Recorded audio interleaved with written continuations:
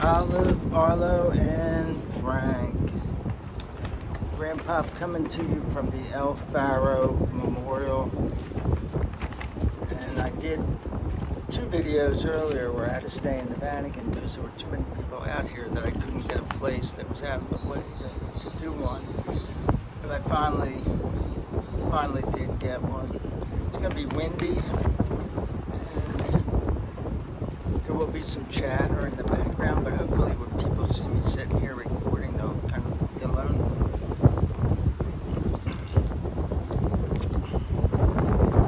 Today I want to talk to you about something called logical fallacies.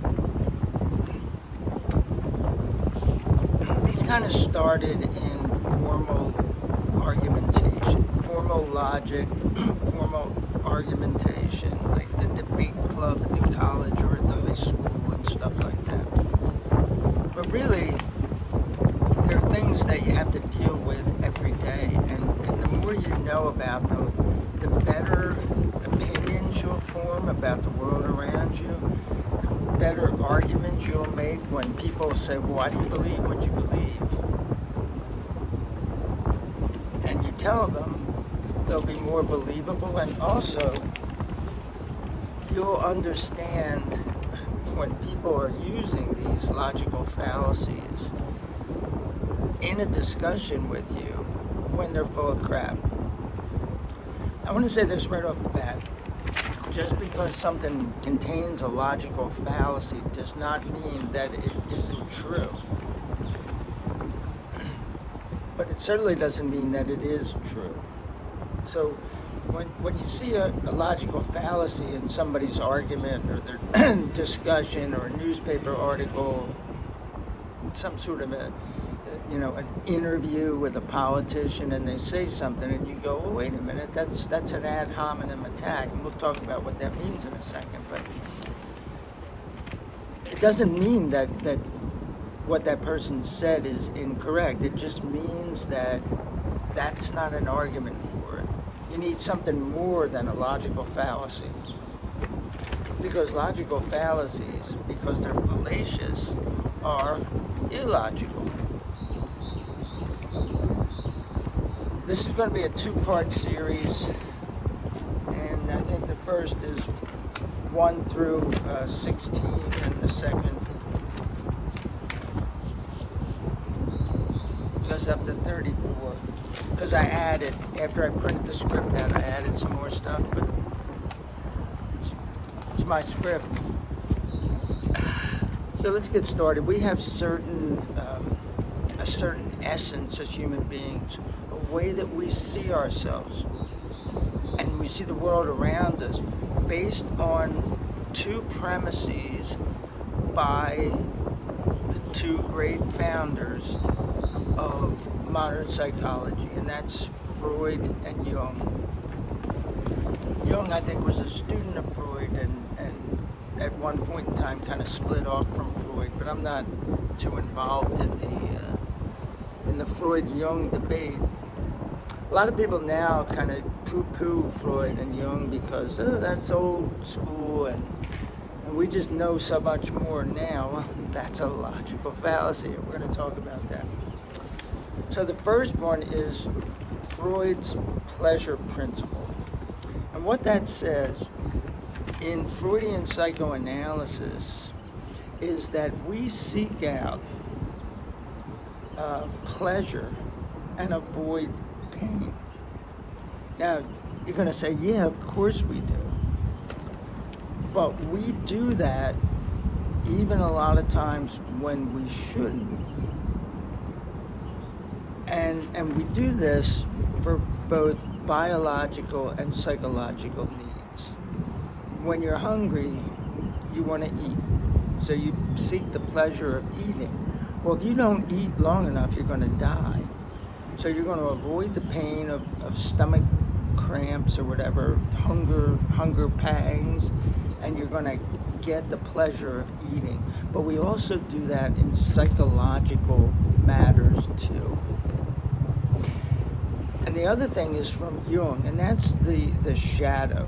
In analytical psychology and Jungian psychology, the shadow is this deep, dark area of our inner being. And it's very, very dark. It represents evil. And we know it's inside. Although you don't know about yours yet, Frank, you know about yours. You may not have thought about it, but you know about your shadow. You know what you're possible of doing in life. You'll think something and go, I can't believe I thought that. You're suppressing your shadow. And what happens is we tend to project this shadow onto the world around us. So it's this constant battle of these two principles of we seek pleasure and we avoid displeasure, pain. And we try to keep this darkness that's in us inside when we really want to just throw it out there. Now that I'm an old man, sometimes I just let my shadow go nuts. So, why am I talking about these two things?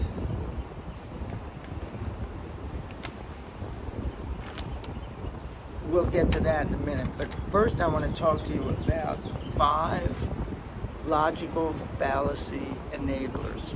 And then after I do those 5, then we'll start to get into the logical fallacies themselves. And the first one is cognitive dissonance, enabler number 1. And what that means is you try to hold 2 disparate beliefs at the same time. Like, good people don't lie.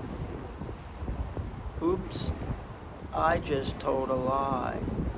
Therefore, I had to tell a lie because I was protecting somebody else. You've come up with some kind of a reason that lying's okay, even though you know that good people don't lie, and you just did. So that's enabler number 1. Enabler number 2 is called confirmation bias. Confirmation bias is that we don't seek the truth. We believe that we already know the truth. And so when we look for information, we look for information to support what we already believe is the truth. You're going to run into this every day, in every way, with every person that you meet. Try to change their mind, you're not going to be able to do it. You have all the facts on your side. Hey, doesn't matter. They're going to say, oh yeah, but what about this? And the third logical fallacy enabler is the fundamental attribution error. Fundamental attribution error says that if I do something wrong, it's because I had to. It's wrong to steal. I stole, but I lost my job and my family had to eat. And so I did it because of the circumstances. I'm a victim of circumstances. But if you steal, you did it because that's just the kind of person that you are. We never ever say that about ourselves. I'm just that kind of person. I just steal and I just lie. We always come up with a reason for us, but not for them. And the next is the Dunning-Kruger effect. This is a good one too.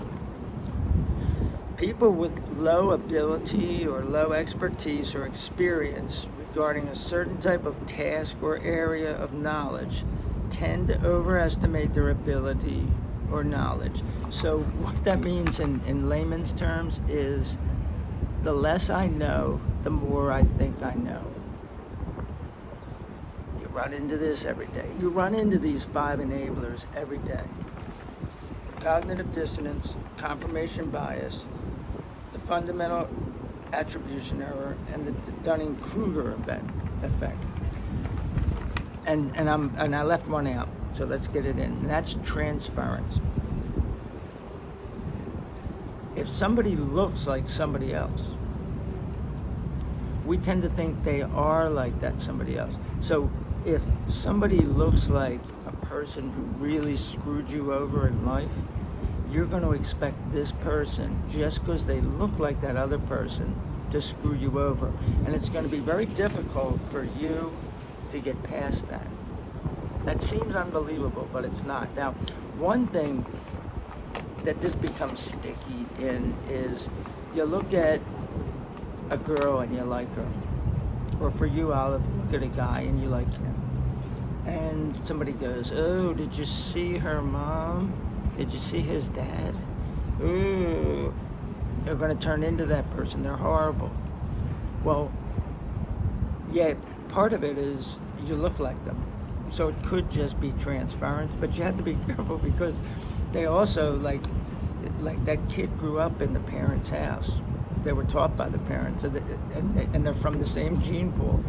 So it's a little different when you're talking about somebody who looks like somebody because they're related than somebody just out in nature, in the world, who you say, like, ooh, that looks like my friend Bob, so he must be a good guy. And then when he acts crappy, you go like, well, Bob would never do that. And you cut this person a break. And so, we shadowy, dark, pleasure-seeking, pain-avoiding people filter reality through those 5 things. When we set forth arguments, we'll take positions, and if that's not bad enough, we then have these 34 logical fallacies. So let's get into them. It turned out that they were kind of in alphabetical order, but not really. And I'm going to have the list of these fallacies because it is kind of like vocabulary. And you know, I'm a big believer in learning the vocabulary of anything that you want to have command of. But these aren't in alphabetical order. They will seem like it. The first one is the ad hominem argument. That's name calling. That's attacking the person instead of the position of the argument. So there'll be some politician, and somebody will go, oh, well, you know, I'm going to vote for this guy because he doesn't want to get us into a war. And you go, he cheated on his wife. Well, maybe he cheated on his wife. But maybe he's not going to get us into war. Maybe he's the best candidate.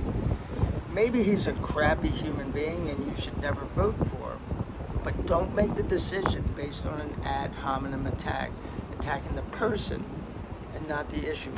And when you're making an argument, always attack the issue, not the person.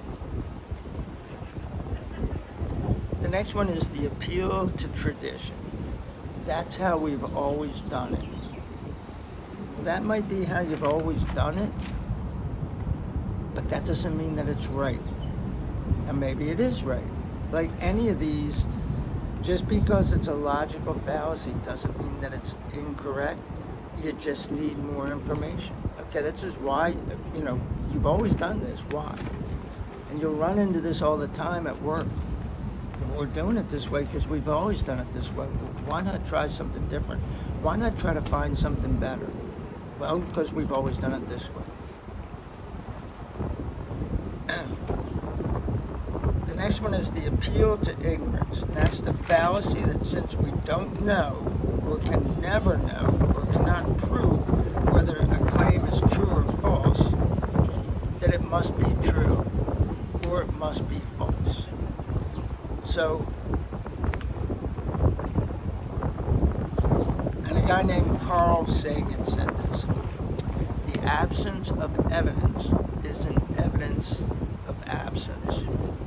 And that's the best way to look at this.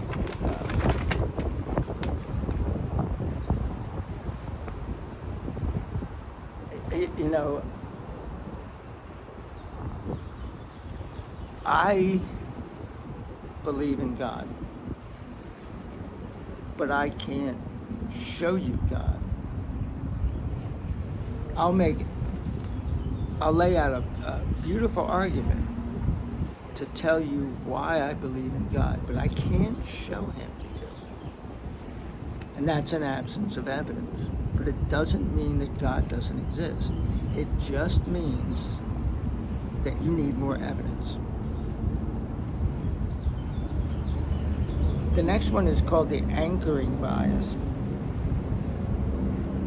And that's a fallacy stemming from the natural tendency to give undue attention and importance to information that is immediately available. And that's particularly in the first or last information that you received. So, if you say, when was Socrates killed? You'll come up with a whole range of answers. And they'll be old. Everybody knows Socrates lived a long, long time ago. But if you say, was he killed before or after 25 BC? You'll get the same range of answers, but they'll go back or forth based on what the range was before. And the reason is because 25 BC anchors it. Now, he was killed, and actually I didn't write down when he was killed, but if you said, was he killed before or after 57 AD, you'll get the same range of answers. You know, this many years before and this many years after. And I really should have written down when he was killed.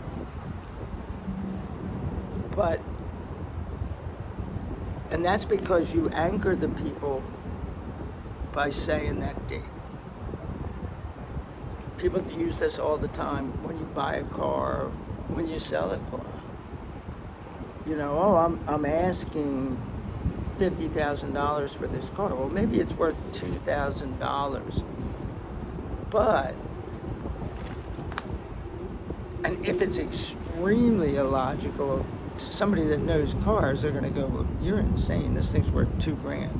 But if you're talking about people who don't know what something's worth, and most people don't know what cars are worth, what they anchor as a price is the starting price. So you would think logically that you're going to come to the correct price on the car, but it doesn't work. So it's whoever anchors it first is going to win. You anchor them in the question. Was it before 25 BC or after? Was it before 58 AD or after? They're two completely different anchors, and they set the data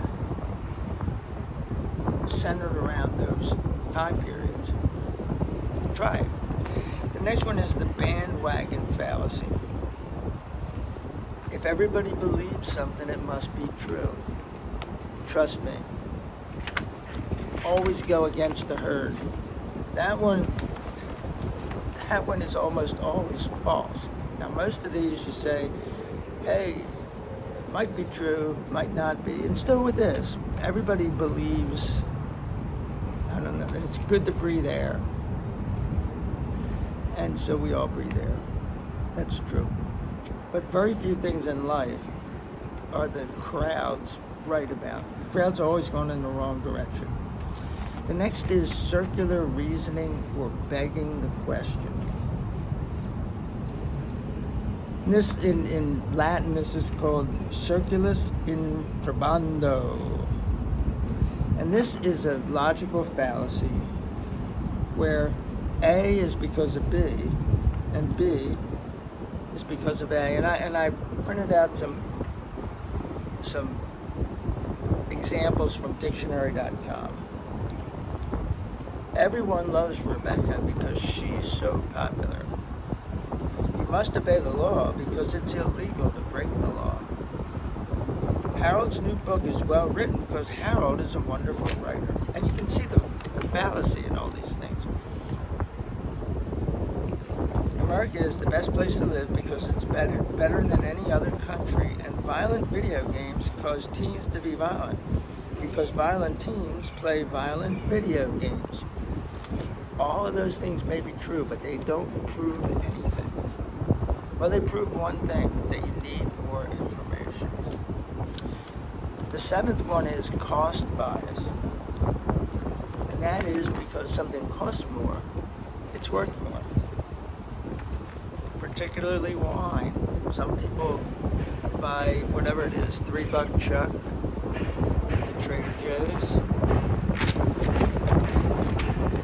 and they're fine with that. Some people buy like $500 bottles of wine. Maybe one's not any better than the other. The next is default bias. If it ain't broke, don't fix it. And this is related to the appeal to tradition. It's very similar to that. You're going to see a lot of these are very similar to each other. The next one is the false dilemma.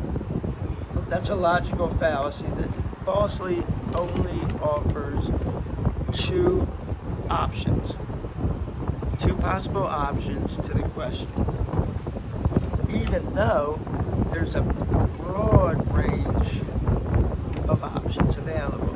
So,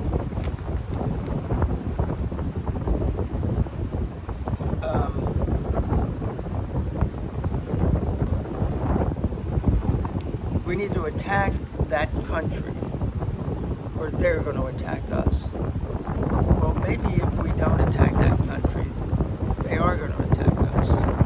Maybe if we do attack that country, they're still going to attack us.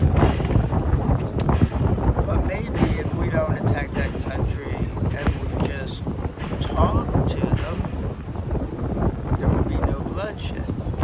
So it's always something where you want somebody to act quickly. You say, oh, listen, here's the two options that we have. But everybody is saying there's only two options.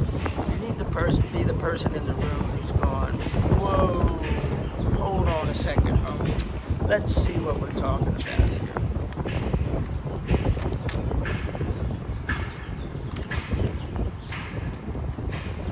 Steam shovel going down the river there.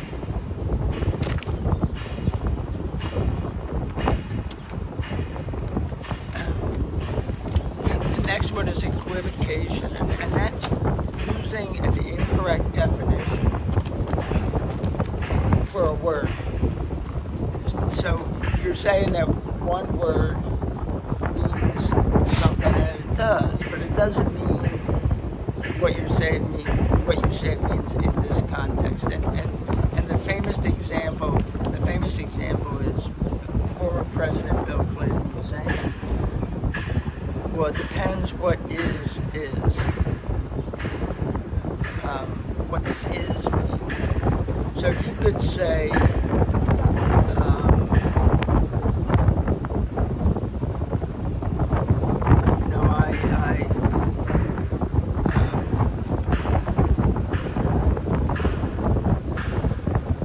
I flew down the street as fast as I could. And so I know how to fly. You're obviously using flew the wrong way, and I was searching for an example for that, and I saw a crow fly onto the table next to me. The next one is called the false analogy, and that's comparing apples to oranges. You know, somebody needs to quit drinking, and they finally say, I'm going to quit drinking, and you say to them, dogs return to their vomit, so you're not going to be able to quit drinking. What does one of those things have to do with the other? Maybe that person is not going to be able to continue not drinking, but you didn't prove it. You need more information. The more information is usually Well, we'll see. We'll see what happens. And the next is gaslighting, and this is something that's happened forever, but gaslighting is a fairly new term in 2023, maybe the last 5 years or so. And that is denying or invalidating a person's own knowledge, what that person knows and has experienced in life, by deliberately twisting or distorting known facts, memories and scenes and events and evidence in order to disorient a vulnerable opponent and make him or her doubt his or her sanity. So what you can do is, let's just say that there's a boat going past us, and I think a boat just did go past, and I see that boat take drugs and put them on the shore here. And I go and I tell a cop, hey, I saw this boat with drugs up there, they're over there. But the cop is in on the deal. And so he'll tell me, you didn't see that. I was down there.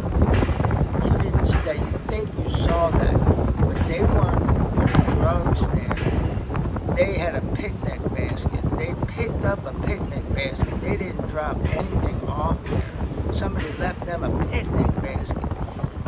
And so somebody just laughed out there, laughing at the picnic basket. You don't know what you're talking about. Now, we're going to be doing a thing about how to live free in the next couple of weeks. And that's very important because gaslighting is something that politicians use all the time. Oh, you have nothing to see here, or you don't know what you saw. This is what happened. And they're just bold-faced liars who say whatever they can do to stay in power. And I'm not talking about one particular political party or person or anything. They all do it. The next is the law of unintended consequences. And that is something is going to go wrong down the road because something always goes wrong. You can't make an argument like that. You just can't. That's another one like dogs return to their vomit. You have to wait and see what happens. You don't know. You don't know. Lying with statistics. That's where you take statistics and you manipulate them so that they look like they back up a viewpoint that they don't. There's a book called How to Lie with Statistics. It's kind of old. It's from maybe the 60s or 70s, so it was pre-computer days.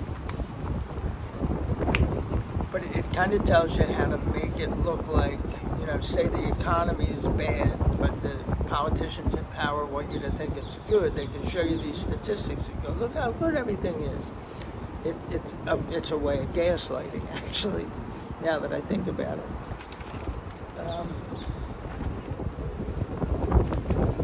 As a guy named Chuck Misler used to say, he's passed on, if you torture statistics enough, you can make them say anything, and that's true. How do you do it? By cherry picking the data, by not using all the data, not using a representative sample, using out of proportion graphs. And it's very easy if you're dealing with confirmation bias, which we are every day. We're going to look at those graphs and go, yeah, see, I'm right. We're never going to go, wait a minute, this graph might be suspect. Maybe I should look into the veracity of this graph. No, we're just going to go with it. The next one is moving the goalposts. So this happened in Cinderella. And I recently did Cinderella in my story time with Grandpa. Hopefully you can hear me with all this. We'll see. If you find the bowl of peas, you can go to the dance. She finds a bowl of peas. If you find two bowls,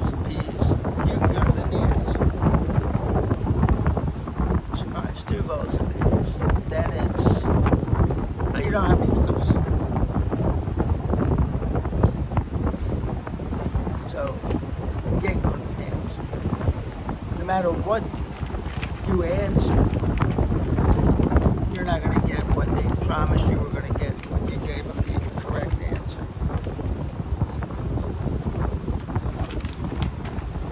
And it looks like that's it. And we're a half an hour into this, so that's not bad.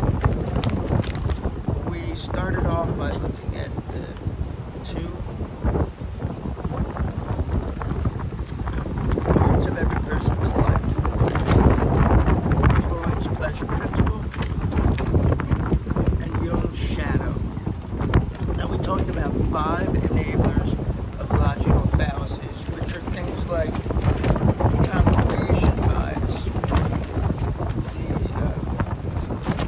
the cognitive dissonance, fundamental attribution error, the Dunning-Kruger effect, and transference.